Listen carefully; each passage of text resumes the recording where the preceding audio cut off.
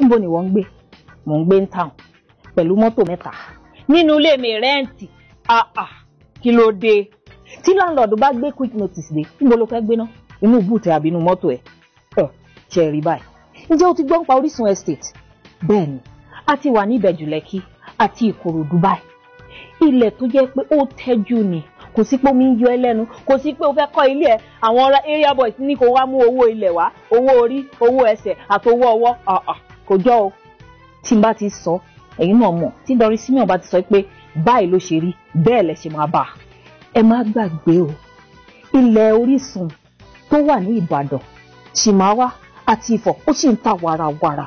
Ẹ̀yin náà dẹ̀ mọ̀, ó máa ń gbówó lórí gbogbo ìgbà ni.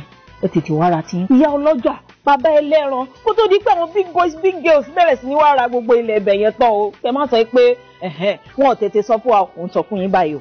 Ní Ifọ̀ àti Ìbàdàn ní báyìí 400,000 naira ní plọ́ọ̀tì ilẹ̀ kan tẹ́ bá sanwó lẹ́ẹ̀kan, tó bá jẹ́ oṣù 6 lẹ́ẹ̀fi sanwó 500,000 naira pẹ̀lú àsanlé 200,000 naira lẹ́ẹ̀san fún plọ́ọ̀tì ilẹ̀ kan, tó bá jẹ́ oṣù 12 ìyẹ ọdún kan lẹ́ẹ̀fi sanwó 600,000 naira pẹ̀lú àsanlé 100,000 naira lẹ́ẹ̀san fún plọ́ọ̀tì ilẹ̀ kan. Ní Ṣìmáwá 650,000 naira ní plọ́ọ̀tì ilẹ̀ kan tẹ́ bá sanwó tán lẹ́ẹ̀kan, tó bá jẹ́ oṣù 6 lẹ́ẹ̀fi sanwó 750,000 naira pẹ̀lú àsanlé 150,000 naira lẹ́ẹ̀san, tó bá jẹ́ oṣù 12 àbí ọdún kan lẹ́ẹ̀fi sanwó 850,000 naira pẹ̀lú àsanlé 100,000 naira lẹ́ẹ̀san. Mò ń dúró dọ̀rẹ́ mi ò rálẹ̀ o, màá dúró dìgbà tí wọ́n bá kọ́lé tán ò rálẹ̀. Owó ilé ò kì í wálẹ̀ o, ó máa ń wọ́n sí i ni.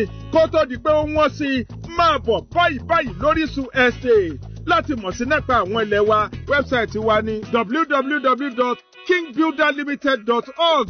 King Builder Marketing Management Limited. Wọ́n wà ní nọ́mbà 10 Akérèmí Street, off Ọbáfẹ́mi Awólówó Way, Anífowóṣe, Ìkẹjà, Lagos. Ẹ sì lè pe àwọn nọ́mbà wọ̀nyí: Elizabeth lórí 0803-2202-403, Wálé lórí 0810-164-8821, Níkẹ́ lórí 0706-592-1410. Stella lórí 0817-957-4825. Túndé lórí 0803-760-5643. Lawal lórí 0805-891-7262. Àti Táyọ̀ lórí 0807-9810-022. Orisun Estate.